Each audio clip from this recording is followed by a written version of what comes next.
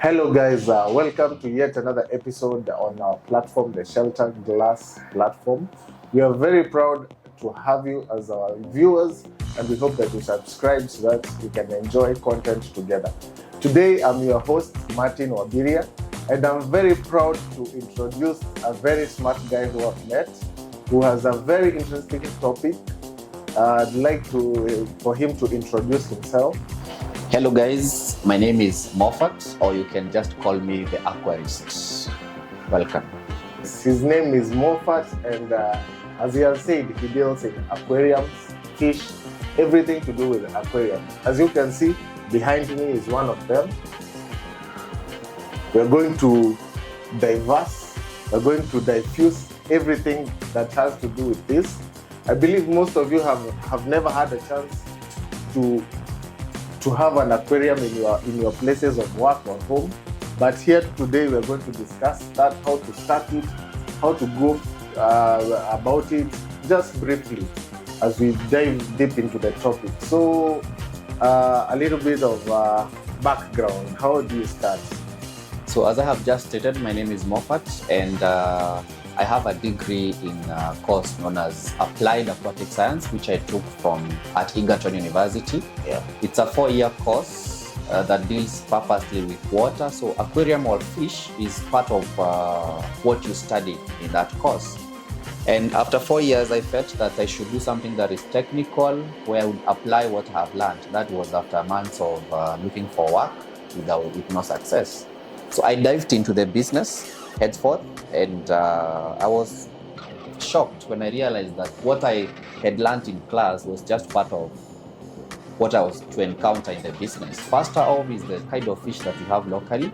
These aquarium fish, generally they are called ornamental fish, and locally we don't have many. We have just a few that the local farmers are learning. But with limited information on fish farming of this kind, we have poor breeding, which leads to poor genetics, not so beautiful looking fish as so many people would want to know. You would be surprised to know that we have about million species of these fish, but generally in nature, in Kenya, Uganda, and Tanzania, we are privileged to have a few, but most of them are found in the ocean, sorry. But the ocean water is salt water, and what we have here in the inland is fresh water. So yeah, that's just about it. So some choose to keep dogs, some choose to keep cats. Why would someone choose to have an aquarium? First off, one of the advantages I have found myself of owning an aquarium, as you can see in my office, we have an aquarium, is because of the environment it brings. From behind me, you can hear that voice of water bubbling, as this small machine that is bubbling oxygen inside the aquarium gives you that relaxing environment. Secondly, as you study, you can see these fish. These fish would not be favorable for a child. They are slow swimming, and they don't move as fast as a child would want to. But as an adult who does not want a lot of movement, they are very good for relaxation. And each fish produces a certain environment that you want. So for instance, these fish are so good for someone in a very busy office. They'll help you slow down your mind and give you that relaxation, as opposed to fast-moving fish. So these fish are generally called discus, but here we have different type of discuses. So I'll just describe two of them. As you can see, this one and this one, they're different. This one is a white melon discus, and this is snake skin discus. But there are so many other types of discuses. And it's regarded as a rich man's hobby to own an aquarium. I don't know if there's any cost implication of having an aquarium at your house. Generally, as they say, free things are expensive, so we don't give things for free. So we want you to pay for what you want, and depending on what you want, you first of all give us a theme of what you want. So once we give you the fish, the foundations, we come up with a price.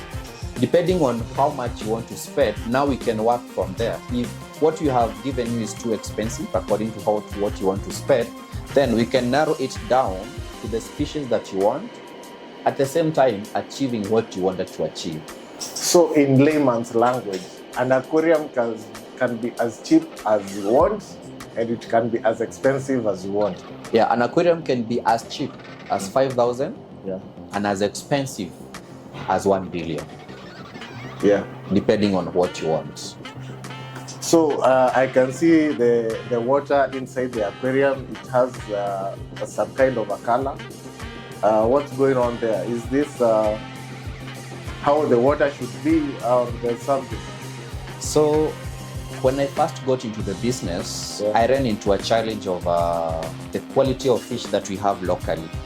Despite the fact that most farmers who are producing these fish, they are called ornamental fish locally, will argue that we should not source fish outside when they have them. What they have is of the diversity is too small. So when I got into the business, I looked into providing a variety of fish at an affordable price. And so the only source for me to do this was to import. And I started now sourcing this fish from European countries and in the Chinese market. And after checking for the quality and the price, I landed to the European market. Specifically, we have Singapore, we have Thailand, we have Malaysia, and sometimes we also ship from Israel. So those 3 or 4 countries give us a wide range of products that we can get. So one of the issues that I ran to is when I ship these fish, they used to die in numbers because of the diseases and infections. And I was able now to come up with my own medication to treat the fish. So as you can see here, these are fish that we have just shipped like a week ago, and right now they are on quarantine. Yeah. Different fishes are affected by different bacteria differently. So based on what I learned now and the medication that I have, currently I'm treating these fish for bacterial diseases, and I'm targeting a bacteria called Aeromonas hydrophila, and I'm also targeting a bacteria that causes fin rot. I will spare you the scientific names for the diseases. Yeah. But the medication that I'm using here is a medication that is approved for fish by the FDA, erythromycin. This is what I'm using. It's what is coloring the water. It will help me treat broad spectrum diseases. After this, there are more medications that will follow to make sure that the fish that you buy from us are well treated and they are healthy and they won't cause diseases in your tank.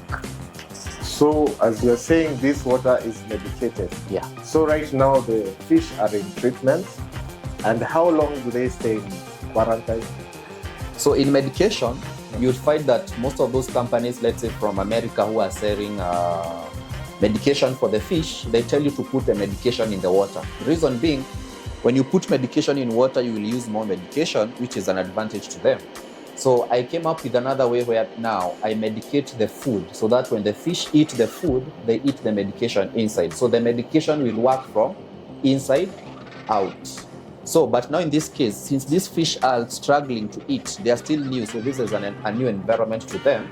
I'm putting the medication in water as I'm still trying to feed them. So for quarantine, I do not release my fish from quarantine. The minimum time they spend in quarantine is 2 weeks, within which I'll be treating different diseases. Okay, guys, we've heard about medication, but what I'd like to know, as a buyer of an aquarium, what are the challenges I'm likely to face? Sasa, I've already bought it from you, I've bought the fish, I've taken it home. What are the challenges that are likely to occur when I have the fish in my home? So thank you. There are a few challenges that you will encounter once you own an aquarium, and that's why we have 3 types of fish that I classify as beginners, intermediaries, and expert level. So when you're beginning, once we get the history of how much experience you have with fish, we'll know where to classify you. So we cannot give a beginner expert fish. Okay. So then, depending on the fish that you have carried, we have cold water fish that don't generally need the heater. So if you don't have a heater and you have tropical fish, your fish will die. We also need to check on the diet of the fish that you're feeding, so we provide those too. Then the city council water that you'll be using for your aquarium, it comes with chlorine, which is normally dosed at the companies that supply us with water.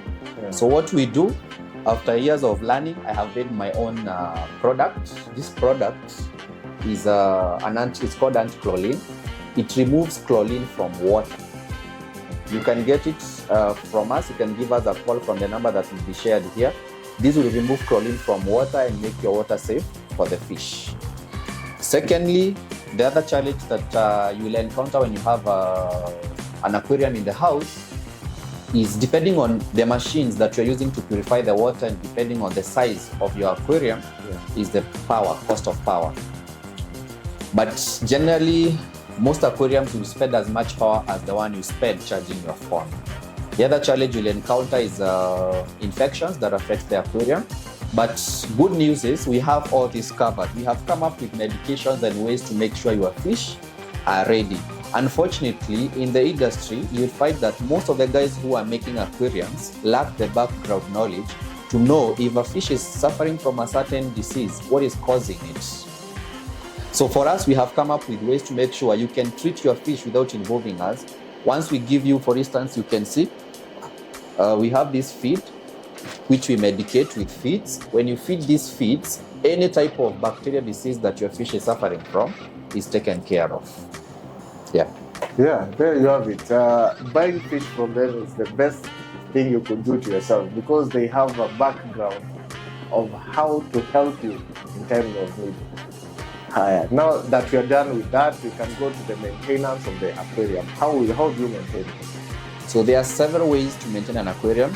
I will cover the basic ones. So the first one is to make sure you change water. You see, these fish are pooping inside the water, but inside the water, there are bacteria that convert their poop, which is a bit toxic, to a less toxic compound called nitrates. Okay. So my advice is always buy a hose pipe once a week. Let's say on Sundays, just reduce the water to about 15% and top up the tank, and you are sorted. The other one is the advanced one, whereby you siphon waste that fish produce at the bottom of the aquarium. You can either do it by yourself, or you can call us and we can sort it for you, or you can have maybe someone else do it for you, depending on your preferences. We charge based on the size of the aquarium and the type of fish that you have in the aquarium. Yeah, so how much is such food dose? Yeah. So buying an aquarium is the expensive part. Maintaining the aquarium is not that expensive. For instance, let's say we are selling this to you. This is about 300 shillings. Should last you for a whole month for such number of fish. Alternatively, if you are willing to make your own feeds, we will provide the recipe for you to make your own feeds in your kitchen, and you can put them in your fridge and you can be feeding them. The ingredients that we'll propose you use are found locally. So it's things that you buy: spinach, courgettes, carrots. So nothing expensive if you're willing to go the extra step. But if you're not willing to go the extra step, we are working on plans to produce our own locally made feeds, which are much better than the Chinese imported feeds, which we are hoping will support us on that. Okay, since you have said that this helps in removing chlorine, do you put it in the tank every time you change the water? Yeah, every time we change the water. For instance, how many drops? For ant chlorine, 1 ml will treat 40 liters. This is about 100 ml, so this will treat 4,000 liters. But for the Chinese one, it's about 5 ml per 40 to 50 liters. So our ant chlorine is more economical compared to the Chinese one. So you can just change the water and put the medicine immediately. Yeah. Without wasting time. Yeah. Yeah, there you have it. Why not own an aquarium? You have the experts. I've brought you the experts. If you have any more questions, you can always ask in the comment section. Before we are done, I'd like to know the benefits of having an aquarium. So thank you. There are a few benefits. Actually, there are a lot of benefits in owning an aquarium. Let's say, first let's cover with the beautifying factor of it. Once we come to your house and we are making an aquarium for you, we look at the decor inside your house, the environment, the atmosphere that you want to create. So we make sure our aquarium integrates with your decorations and your interior decoration. So that first, it beautifies and adds a touch of nature in your house. Secondly, if you are the kind of work that you do on a daily basis is stressing, an aquarium is a good way to relieve stress. Everyone, most of the time, if you are stressed and you go outside the nature, you find this relaxation, you find fun. So what we do now, we call this nature in a box. We bring it closer to you. So if you are working in a very stressing environment, an aquarium is a must-have. Secondly, if your children are interested in nature, it's a good way to kickstart them in learning more about water and the environment. Yeah. Yeah, there you have it, our audience. Thank you for joining us today.